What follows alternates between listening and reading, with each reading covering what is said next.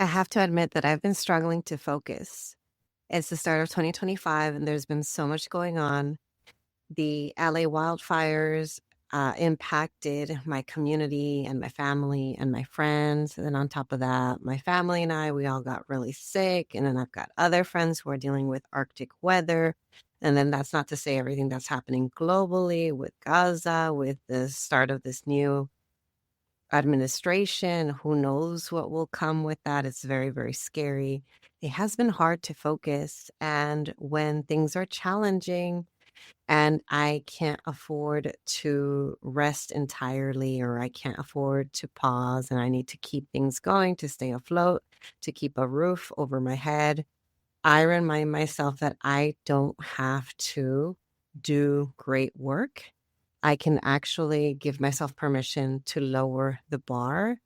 And that for me, it's more important to maintain momentum and do work that matters than to let myself get completely overcome with emotions to the point where I am no longer functioning. So, for today's episode, I thought I would introduce you to the topic of how to lower the bar without losing momentum in both grad school and your career.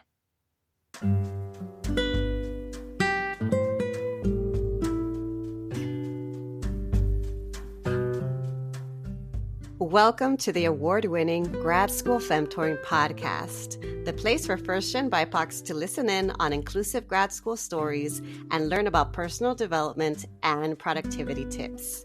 This is Doctora Yvette Martinez-Vu, a certified coach, consultant, and author, and I will be serving as your Femtor, providing you with insider knowledge to help you reach your personal and professional goals.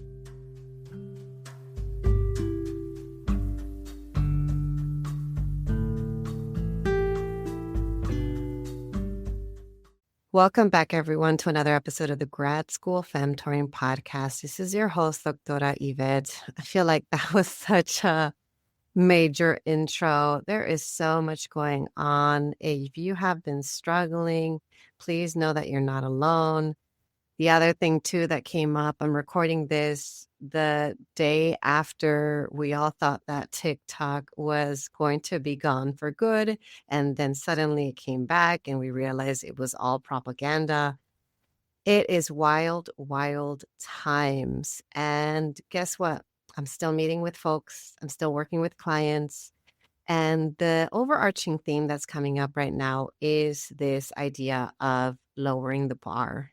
Folks are stressed out. Folks are struggling with their mental health. Folks are burnt out. And yet they still have things that they need to get done to, again, to survive and thrive in their graduate programs or in their jobs. And so it's important to know that, hey, you're facing a lot of challenges, and also you are allowed to give yourself permission to do good enough work. So for today's episode, I'm going to redefine what good enough work means. I'm also going to talk about instances when it makes sense to lower the bar. I'm going to talk about examples of what good enough strategies can look like, things that you might be able to test out even now. And then I'll share some other things that you can do to start scaling back. By the end of the episode, I'll also talk about what to do if you struggle with guilt when you start lowering your standards, because I will admit that happens to me and a lot of people I know. And that's the episode. So let's get straight to it. Let's talk about redefining good enough work. I want to say that a lot of us, we got to where we are because of being excellent. A lot of us are used to doing really good work. A lot of us are perfectionists. A lot of us are high achievers. And it's this high standard that has helped us get to this point. But it's not realistic to try to uphold those standards all the time. It really varies by context and circumstance. And I will tell you this, the current context, the current circumstance that we are all facing, I think that gives us more than enough of a reason to start to consider how to do some good enough work. Of course, there are exceptions. There are times when you may want to focus on doing the best thing that you can do. So I'm thinking here, let's say you are on the job market and you want to do a really good job with your applications because this could make or break your ability to have a sense of livelihood and make progress in your career and life. Okay, it makes sense to want to do as good of a job as you can with that. Let's say you're also applying to fellowships. If you're a student, college student, graduate student, and you really want to make sure that you have funding so that you don't have to take on student debt. It makes sense to want to do a really good job. It makes sense to want to excel. Now, there's always exceptions to everything. So it makes sense to have instances where you want to excel. And then it also makes sense to me that I would rather you do good enough work and still apply than not do any work at all. So I'll give a quick example. I have a client who I've been working with who recently passed exams. This was a really major hurdle, had taken a while to get to this point. So many obstacles came up for this client. And so understandably, after finishing exams, this person is burnt out and they're expected to now apply to dissertation year fellowships without taking any break, without even giving them a chance to breathe. And this person was struggling. So when they approached their advisor and their committee members about, hold up, I'm kind of struggling. It's been a lot. I'm burnt out. I still want to apply, but how can you support me? And if I remember correctly, I believe it was their advisor that said that it's okay to just do a test ride, to work on the application materials and submit it, but to have this be a practice round. So instead of having that pressure of I'm going to apply and they're expecting me to get these fellowships, they were given permission to lower the bar and treat this as just an exercise, just testing it out.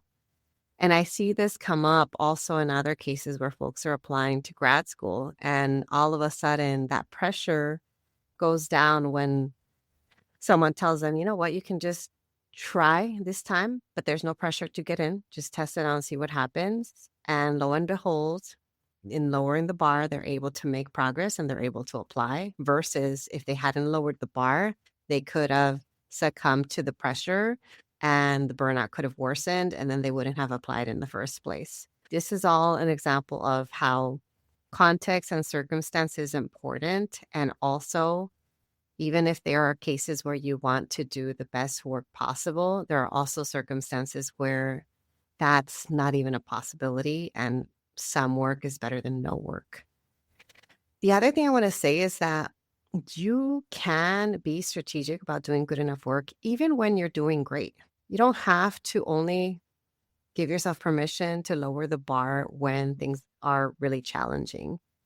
And here I'll give a couple more examples. I remember when I was a grad student, there were so many professors who I would email and I would spend so much time carefully crafting these professional emails only for them to reply back with one-word answers or with typos or clearly just messaging super quickly from their cell phones. And I remember thinking, whoa, you're allowed to do that? And similarly, when taking classes, I noticed that in my graduate coursework, there were some folks who would just show up. They were instructors and they did the bare minimum when it came to lesson planning because they wanted to allow more time for discussion. And again, I remember thinking that's an option. Same thing when I would compare notes with other folks who were teaching, TAing. I realized that folks were sharing each other's syllabi and keeping things as simple as possible. And I was here trying to figure everything out from scratch, create my brand new syllabus with like brand new reading stuff I hadn't done. And I was just making so much more work for myself than I even needed. So all of this to say that even when you're not struggling, you can give yourself permission to be strategic around when you do good enough work. Now let's get into when to lower the bar. It makes sense to lower the bar in times where you're experiencing high stress. So that's very, very obvious. But it also makes sense when, let's say, you're dealing with multiple conflicting deadlines. It makes sense when you maybe dealing with personal emergencies. And I would say everything going on with the climate disasters recently are huge emergencies where I wouldn't even worry about good enough work. I'm like, what's survival? Like, what is the bare minimum that you need to do to survive another day? Sometimes, too, there's cases where folks are struggling financially. A lot of folks have lost their jobs. A lot of folks I work with are also students, and they're not making a lot of income. And during financially stressful periods, you might be juggling multiple jobs. And so it makes sense that you have less time, you have less energy, and thus you have less capacity. So you got to focus on lowering the bar because you don't have as much time and energy as others. And then, of course, just to again, give yourself permission to lower the bar in moments where we're dealing with collective forms of trauma, which I do believe what we're dealing with in 2025 is a form of collective trauma. It makes a lot of sense to lower the bar. I'm not telling y'all to fail your classes. I'm not telling y'all to do that quiet quitting at work to the point where you lose your job. No, I'm not saying any of that. I'm not telling you to do such poor work that the worst happens, that you lose your job, you get kicked out of your program, etc. But I want you to reframe what you think of as good enough work, because sometimes your good enough work is still much better than a lot of other people's excellent work. So keep that in mind. And you can even ask others for feedback when you do good enough work to gauge kind of where it is in comparison to others. And I'll use myself as an example. My entire podcast is an example of good enough work. I do what I can with the limited time that I have because I remain committed to the momentum that I have of consistently delivering an episode each Friday. Are some episodes better than others? Yeah. But you know what? At the end of the day, it's about delivering the message. And even if I make mistakes, or even if it's not as long or as articulate as I hope that it would be, it is what it is, because the point is to deliver the message and not to have a perfect podcast. And I've proven that you don't need to have a perfect podcast to win a big award. So you can still have an impact on others even when you produce good enough work. Now, if you suddenly decide to shift gears and you haven't lowered the bar before, I would recommend that you communicate your needs to others, to whoever is going to be impacted by you lowering the bar. Make sure you communicate your needs. This might be an advisor. This might be a supervisor. This might be a partner or roommate at home. And you're also going to need to learn how to deal with the feeling of disappointing others. And you'll need to discern when it's okay to disappoint others and who you're okay with disappointing. So here I'm thinking about, in my case, I had to do the difficult work of setting boundaries and lowering the bar around what I did for other people, especially when I noticed that some people were taking advantage of me. And one quick example that comes to mind is when I was a grad student, there were some folks who reached out to me to have me edit their papers for them for free. They're like, can you review my paper, etc.? And then I noticed it became a habit of regularly, every time this person had a paper due, they would reach out to me. Can you edit my paper? Can you review it? Thank you so much.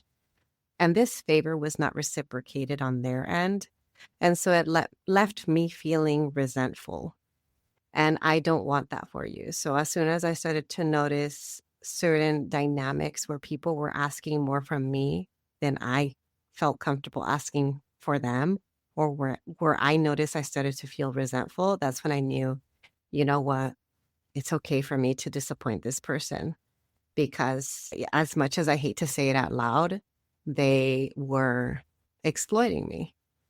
So all of this to say, please communicate your needs with the people that matter, and also figure out when you're going to be okay with disappointing others and who you're okay with disappointing when you lower the bar.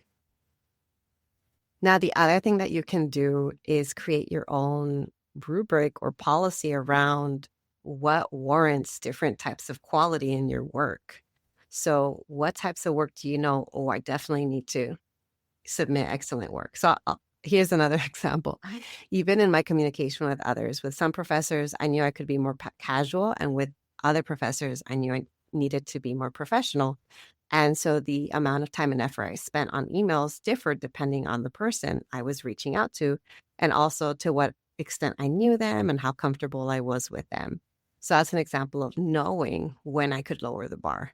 Also, what kinds of work are acceptable when they are good enough. So sometimes, like especially when you're drafting something and it's an early draft, you might give yourself permission for it to be messy because it's an early draft.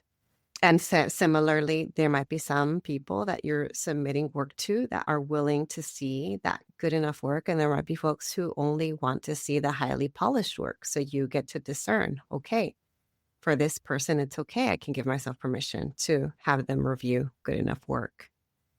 And then just a nod to what I mentioned earlier, when you're creating your own rubric or your own policy around when can I and can't I do good enough work, think about how does your good enough work compare to others? I learned this lesson the hard way when I started teaching, and I realized that I was doing a lot more than other people around me were doing. And it stung when I started to do less because I felt like it made me a worse instructor. And what I found was that it actually improved my teaching when I did less because, again, I left more breathing room in the class. So we had more time for discussion, or we had more time for check-ins, or sometimes we even had time for the class to end early. And you have no clue how many times students were relieved to just get an extra 5 or 10 minutes back before their next class started. So just keep this in mind, like, how does your good enough compare to others? How is it going to impact others? And yeah, sometimes find out when it is, true that your good enough work might be better than others. All right, so now I'm going to talk about examples of good enough strategies or good enough policies. So more details, more examples. Going back to this idea of emailing, so many of us, we rely on our email inbox, and that often takes up a lot of our time. Can you set up your own internal policy around, I only respond in 3 sentences or less, especially maybe with certain people that you know that would be okay to do that. Or maybe you create your own email templates to save time and energy. Or maybe you are teaching a course or you are taking a course and you might need to review some readings. So can you implement some more strategic skimming techniques? And if you want to learn more about this, actually, I recommend you check out episode 198 because I spent an entire episode talking about active reading skills. And in it, I talk about strategic reading and skimming. So check that out if you're interested. Another thing you can do is just give yourself permission when you're writing to write without editing, because editing can take up a lot of time and space and energy and can slow you down. Or if you're giving presentations, you're working on presentations for work or other settings, can you simplify your slides? Can you have fewer slides? Can you give yourself permission to not have to add all the bells and whistles? Or better yet, can you have a template that you can reuse every single time? And then, of course, I mentioned the teaching example. So just to remind you, when you're teaching, what is the most essential material that you need to deliver? Outside of that, you don't have to go above and beyond with additional assignments, with additional activities. You don't have to reinvent the wheel. So focus on what is essential? And actually, that's a good question to ask yourself all the time in any situation. I ask myself that question, what is essential? What is good enough? How can I simplify this? Those are questions I ask myself all the time because I just don't have the same time and energy as other people. And I have to make do with what I have. And so that's why I said it. I am the queen of good enough work. And the other reason why I'm the queen of good enough work is because I have extremely high standards. I'm a recovering perfectionist, recovering people pleaser. I am a recovering high achiever. So there's nothing that I do that ever meets my own standards, which I know I'm working on. I know that that's something I need to actively keep working on because, like I said, even my good enough work is often better than other people's best. All right. So now let me share a couple more ways for you to scale back.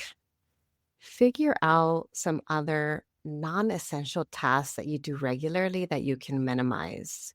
So here I'm thinking like chores, housework. What's taking up a lot of time for me? Folding clothes. I love to fold clothes. I have a set system for it and I'm very particular about it. And my family loves the way I fold clothes. But when stuff happens, I know, you know what? I don't need to do this. I can just stuff clothes in bins and drawers and call it a day. Or another example is I know a lot of folks, this must be like a Latinx, Latina thing where we have dishwashers. If we're lucky enough to have a dishwasher, we have one, but we don't use it. We just use it for storage. But what if you finally taught yourself how to use a dishwasher so that you no longer have to wash most of your dishes? I now use a dishwasher, so applaud for me because that saves me some time and energy. Going back to this example of email templates, can you create other types of templates for any recurring work? So if you're doing work where you're reviewing material from others, can you create a sheet where you add your frequently used comments that you can copy paste as you're reviewing material? Or another thing that you can do is set boundaries around your availability and when you meet with others. Just because the hour is free on your calendar doesn't mean that you are free. Block out your time for rest, for breaks if you can, but remind yourself, don't feel bad when you tell someone that you're not available. Just because there's an empty block of time doesn't mean that it's everybody else's time, because it's your time and you deserve to reclaim your time or take your time back. And then, of course, I can't not mention how important it is to make sure that you access your support systems, especially during times that you might be struggling more than others, especially if you're burning out or you're not feeling great. Sometimes we just need a spare hand. I say this as someone with chronic illnesses, like I cannot always do all the things. And so I want to just ask you, who is around who can help you? If you're a parent, do you have children who can help out more in the house? If you're a spoonie like me, do you have a local friend or family member you can call who can come and help you tidy once a month? So again, lean on your supports to see who can help you and how. And when you can and when you're able, I trust that you will reciprocate that back in whatever way works for you later on.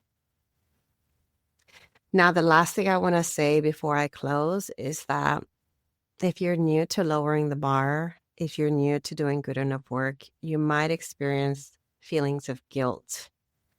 And this comes up because a lot of us are taught to work very, very hard and we have very high expectations, and other people have high expectations of us as well. And the other thing too is that guilt often comes from a place of internalized white supremacy. It is understandable to pressure yourself to be perfect when that's what we've been socialized to do. But you don't have to do things that way. And what helps me with managing the guilt, because yes, I do still sometimes feel guilty with lowering the bar. I remind myself that my long-term sustainability is more important than any other person's definition of excellence. My good enough work is good enough for me, and that's all that matters. I also create a got done list when I'm doing stuff around, whether it's for my work or around the house, instead of just having a to-do list that maybe I never get to check off everything on it, because I often don't give myself enough credit for the work that I do. Just like I often don't give myself enough credit for good enough work that I do that later on I'm like, oh, it actually wasn't as bad as I thought. So make sure you give yourself credit for what you're doing, even when you lower the bar. And then I also remind myself, this is probably the single most important part of this message, that my worth isn't measured by my productivity. And similarly, your worth is not measured by productivity. We are all in this capitalistic system, and it sucks and it's hard. And I don't even know if there's a way to live outside of it. Again, in my case, I have to make ends meet. Most of us are not independently wealthy. So do what you need to do to survive. And no matter what happens, no matter what you do or don't do, your worth isn't measured by your productivity. You are worthy no matter what. Now, that's the episode. I really just want to remind you that you can do good enough work, and you can maintain momentum and still reach your goals with good enough work. Doing good enough work and lowering the bar does not mean you're a failure. It does not imply that it's a sign of weakness. It does not mean that you're a fraud and you don't belong. And you know what? I'm just going to share one more example of good enough work and how far it can take you. So when I landed this opportunity to become a LinkedIn learning instructor, I didn't know that it was this kind of opportunity. I just knew that I was invited to get on a call to learn more about potentially creating a course. And afterward, they told me I could submit a teaching demo to be considered for this opportunity. But I didn't have time to do a full-on teaching demo. I didn't have time to put on all the bells and whistles and dress up and put on makeup, etc. So what did I do? I was like, okay, all I have is this half an hour. What can I do in half an hour? I recorded a video once, then I practiced, and then I recorded it a second time. And it was a 3-minute video. And I just recorded on something that I knew well. And I used my same camera that I use on my laptop. I didn't use any fancy mics. I was wearing what I would wear any day of the week. And that's what I submitted. I was like, you know what? I'd rather submit something than nothing. And lo and behold, I got the opportunity.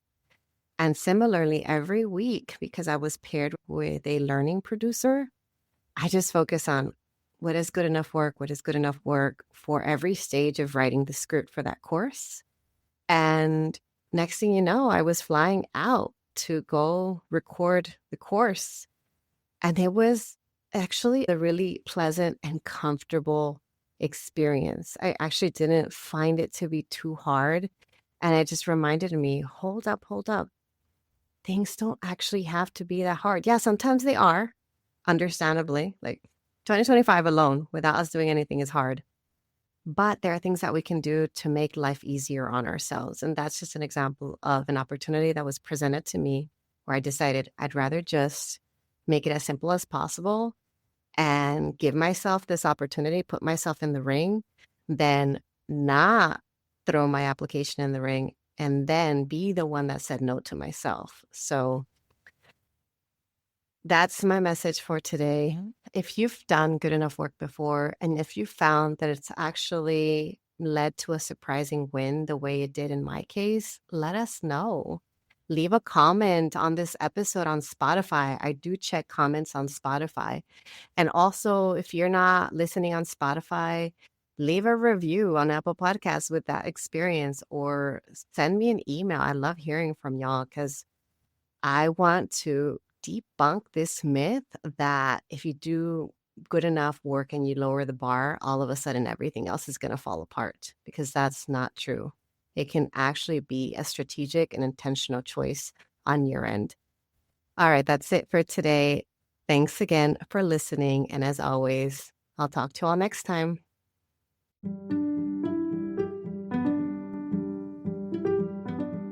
Thanks so much for listening. If you liked what you heard, here are 3 ways you can support the show.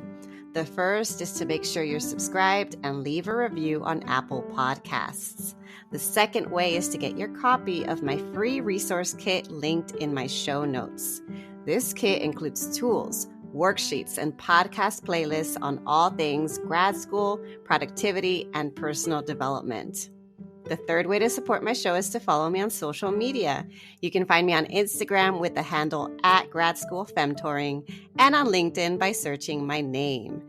Thanks again for listening, and until next time.